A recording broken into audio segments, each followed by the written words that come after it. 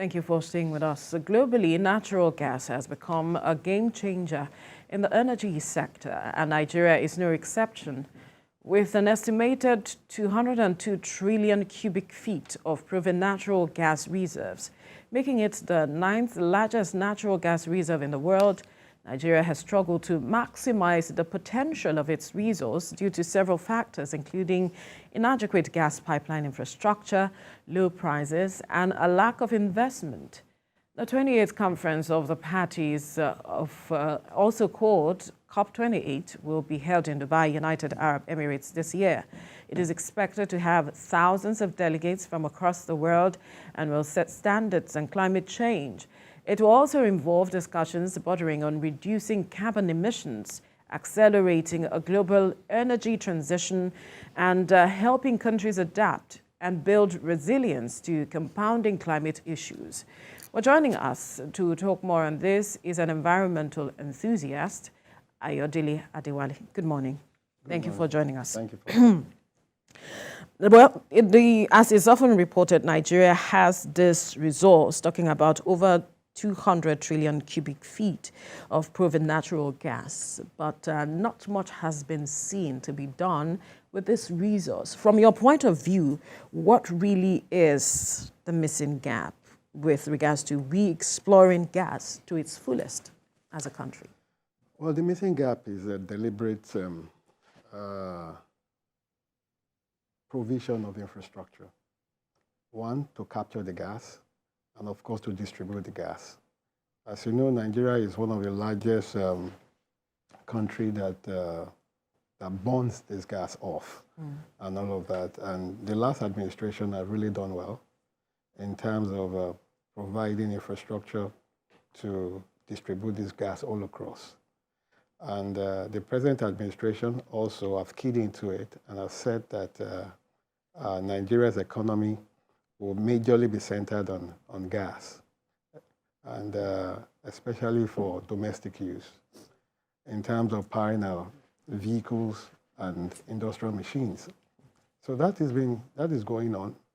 But one will feel that the federal government will also take a very big step in terms of working with some of these artisans, especially the National Automobile Technical Association, NATA, that you know well as the mechanics. I would have envisioned that at least per state, they take on about 3,000 members per state across all of the states and give them an induction training on conversion. Say about 4 to 6 week training to convert vehicles from petrol to gas. And of course, making provision for the kits, the conversion kits. This would trickle down in terms of empowering people, removing our dependency on petrol and focusing it more on gas. Petrol has become a very strong need that have hinged on our economy today. And just as you have read, there's a fear that the cost will also go high. And if the cost goes high, other commodities, services, all of these things will go high. So if there's that deliberate action, mass action for conversion, especially transportation vehicles, one would have expected in Lagos State, as we are now, all the blue buses will have been converted to gas. The governor has done wonderfully well with the train, that is the blue line. You can imagine me traveling all the way from Festac to this place, less than 29 minutes I got here. If it was before, I would spend almost like 1 hour to 1.5 hours. So if we can tailor that also to gas, and the amount of foreign exchange, especially dollars, that we spend per day purchasing petrol will be removed. And that money will help our naira gain more value and all of that. So we need to go strongly there. And gas is very, very clean. The turnaround maintenance on machines is 2,000 hours for turnaround maintenance when you're using gas, compared to when you're using petrol. For instance, on your generator, turnaround maintenance is about 200 hours, 150 to 200 hours. You must service, you must change, you must do all of that. And the petrol too creates slag around the pistons and all of these things, which again reduce the value of these machines. So gas is the best way to go. And there's also said, well, the government, federal government has also spoken about, you know, the linkage of this gas revolution that you as well as other enthusiasts are anticipating would also, you know, be beneficial in electricity. It would also be beneficial in agriculture. To what extent do you agree with, you know, the potential of, you know, the gas development, clean energy, as you say, in agriculture and electricity? I did mention two particular structures, if I may use that word. I mentioned vehicles and I mentioned machines. And when you talk about machines, generators and all of these things to provide energy, other energy sources like electricity and all whatnot. Now, for agriculture, if you use gas, right, the overhead cost for production will go down when you use gas. So automatically, it means also that you have reduction in price in terms of the commodities that is being produced. And the man-hour gain will be, very, very high, right? If you look at some of the hotels now in Lagos and some of these real estate companies, they've started powering their system with gas.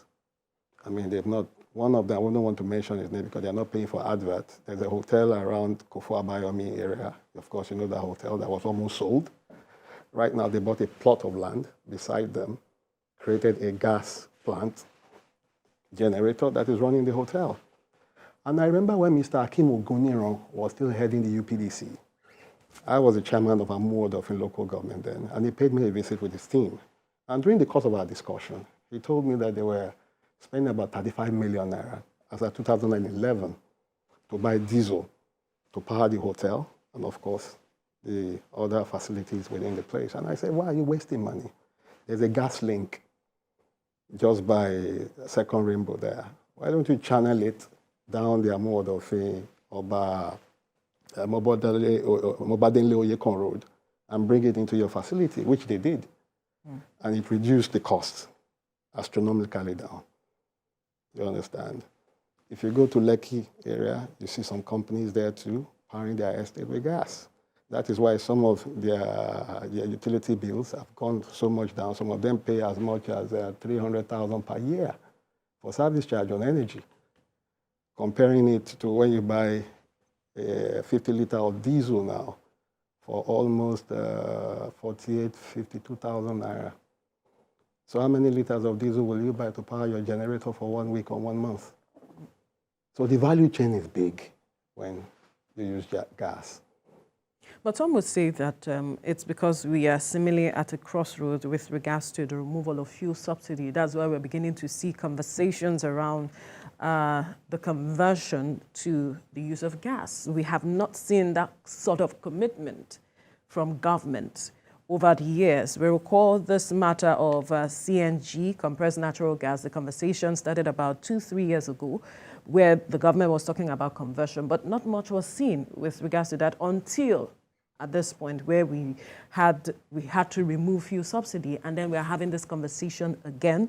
And even the NLC is putting pressure on government to do something quickly with regards to this. My issue is the matter of commitment, really, to addressing this matter, because we seemingly have not weaned ourselves off of the use of fossil fuel, the resources and we are getting financially from the sale of crude and all of it.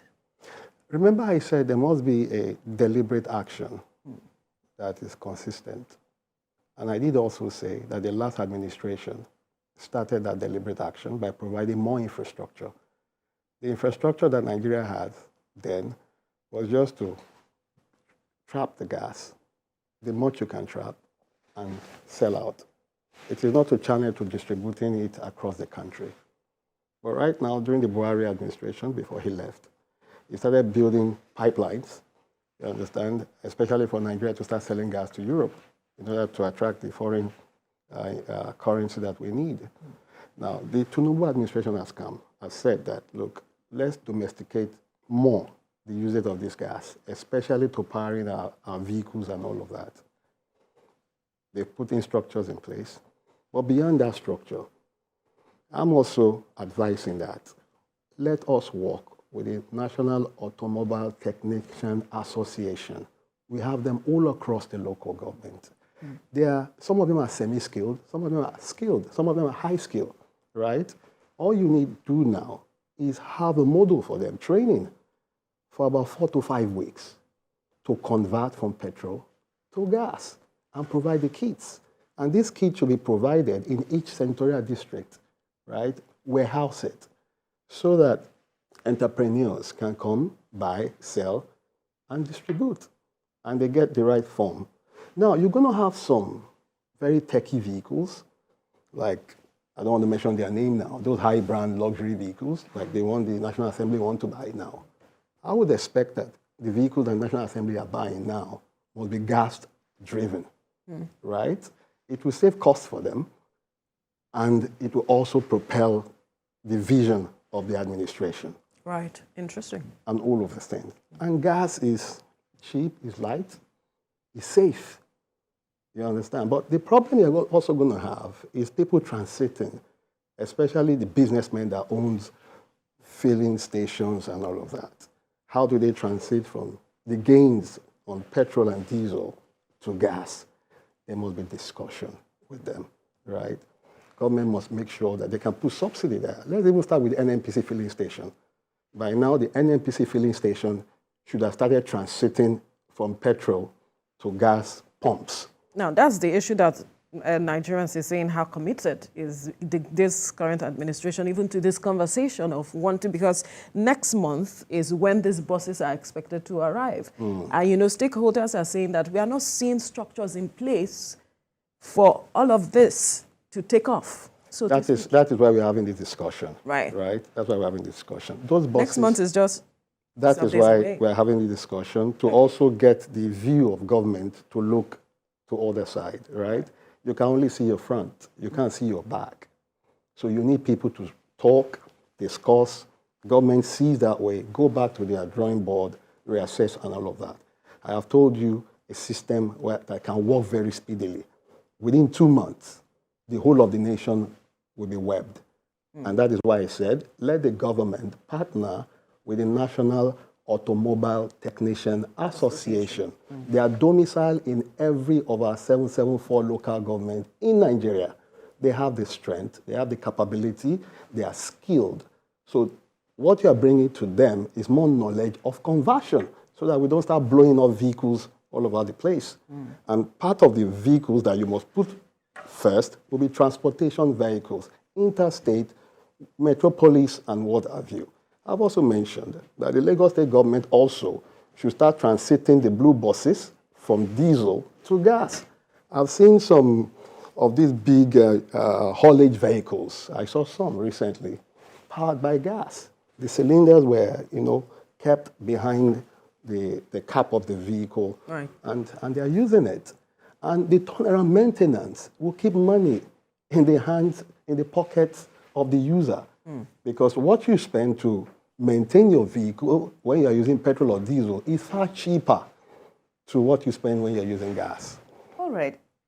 So you are going for COP28. And yeah, COP28. We understand that you will be there for the entire 2 weeks long of you know, the deliberations and all that. How big is this for you, and you know, what are the expected deliverables? Well, it's very key for me, it's very big. I started going when I was chairman of Amuward of a local government in 2010. And I've attended about 6 COPs and signed different protocols, especially in Durban, in Cancun, in Mexico, in Warsaw, in Poland, and all of that. And I also belong to ICLAR. And ICLAR is a body of all local government all across the world, and we discuss about climatic changes, advocacy, and all of the things. So it's very key. You can see the weather pattern changing in Nigeria and all over the world, and all of these things. So it's important to get that knowledge, and of course exchange views and ideas and technology, bring in more ideas into the country, domesticate it, and we all move on. good enough that a lot of Nigerians are imbibing the culture of recycling, which is very, very good for us. But yet again, we need to take more care of our environment. How do we dispose a lot of waste is very important. Many people now, especially within the automobile industry, have learned how to recycle their oil, waste oil, and all of that. You can hardly see tires littered all over the environment now. People have, cultivated the culture of mopping them down, recycling them, and doing a lot of things. But we still have the issue of pollution, especially around our water bodies. You can see the amount of silt that they are coping with in River State, which is adduced to illegal refinery around that enclave. You saw in Kaduna State recently where you have some microbes, destroying ginger farms and all of these things. A lot of these things are also due to climatic changes. Rivers going dry, livestock having problems and all of this. So we need to do more research.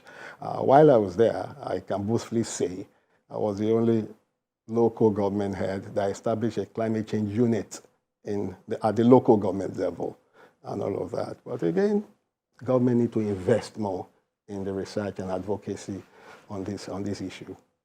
I'm glad you mentioned that government needs to do more with regards to the matter of climate change, because we have seen the attendant impacts. We just mentioned the fact that the Vice President is attending the Food Security Summit, and he's seeking to woo investors, talking about food security. And we know how climate change is also affecting food security for us as a country.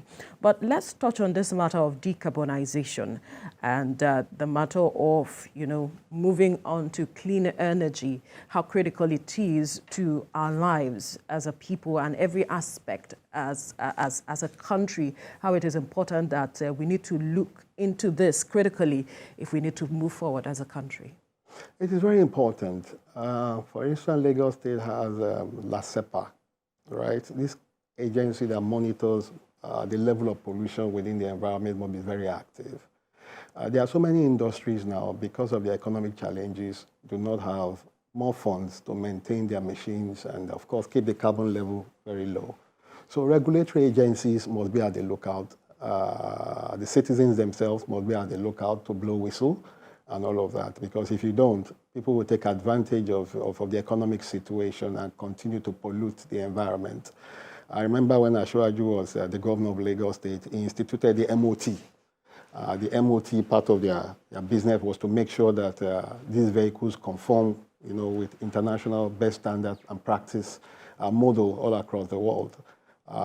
Going forward, government need to up their skill in terms of monitoring. But the most important is orientation, education, because if people understand the adverse effect on this matter, they'll be very careful. You have the cancer rate going up and all of these things. A lot of it are tied to the high level of chemicals in our environment that you inhale unknowingly, and they go into your metabolism to distort your body physiology and chemistry. So these are very, very bad things that are happening, but with continuous education, orientation, conscious one, but again, the regulatory agencies and media like yourself must continue to bring it to the fore for people to understand. All right, so you are big from, my takeaways from all you've said so far. You're big on domestic use, among other, benefits, or among other areas where, gas usage is can be beneficial. But talking about domestic use, there are concerns about, the ignorance of, many gas users who don't know that, for example, their cylinders have expired. Statistics are putting them to as high as 1.8 million, and I'm sure that might even grow because the year this record was taken is not this year. So what kind of advocacy would you be driving in this regard? How do we as a people know that this is a gain for us in terms of using gas cylinders, but then not knowing that we may just be sitting on, something potentially dangerous. What do you think in this regard? How big of a concern is this? Well, we said it prior to your question, and it's embedded in advocacy and passing on the education. Nothing lasts forever if it's not naturally based, you understand? In my house, for instance, in the last 2 years, I've been using different forms of energy. I have solar, which again I use for about 70% of my need. I've converted my small generator to gas, right? And I made sure that the channel of the piping is far off, right? At the point of connecting to the generator itself, I use a copper a channel, right? Plug the rubber channel through the end of the copper channel to the generator. God forbid if there's an accident, the flame that will come out will just look like a flamethrower, like what you have in your gas burner, right? It will not be destructive. It will stop at a certain point. So these are the education you need to tell people and to make them understand. And in terms of explosion, the rate at which gas is likely to explode is not commensurate to the rate at which petrol will explode and dissipate. Really? You understand? Yeah, because petrol is more of liquid base, and gas, the density of gas is quite, not commensurable to what you have with petrol. But educating our people, and that is why I said government must try to put out more of this education. Remember when we were doing election, the more of civic orientation programs we were putting up, people were seeing it, don't tag people ethnically, don't do this, don't do that. People were assimilating it, imbibing it, and it became a culture for them. So if, for instance, TVC could assist government, just say a 1 or 2 minute jingle in terms of teaching people about the usage of gas, and of course checking your gas cylinder as a civic obligation, CSR, from TVC to the Nigerian government, Nigerian populace. It will go a long way. In terms of check, what do you propose? In terms of check, the regulatory agencies must be on their games, right? Periodically, they must be going around, working with NGOs and CBOs and all of the people to engage people, to check and sanction when necessary. If you don't do that, people abuse the system. Obviously, what you're saying, we should begin to own this matter of having a healthy environment. You don't have a choice. Even countries that has much of crude oil, they're already transiting. Countries like the United Arab Emirates, like Saudi Arabia, you understand? They're already transiting. They are not basing their civilization on their natural resource, which is crude oil. Right. They're already moving to other form of renewable energy. I will even shock you that some of these countries are already using algae to generate a form of energy. And you have algae all over the place. You have waste all over the place. At some point, Lagos was already harvesting methane at Olusosun, right? You can even harvest methane from your sewer in your house.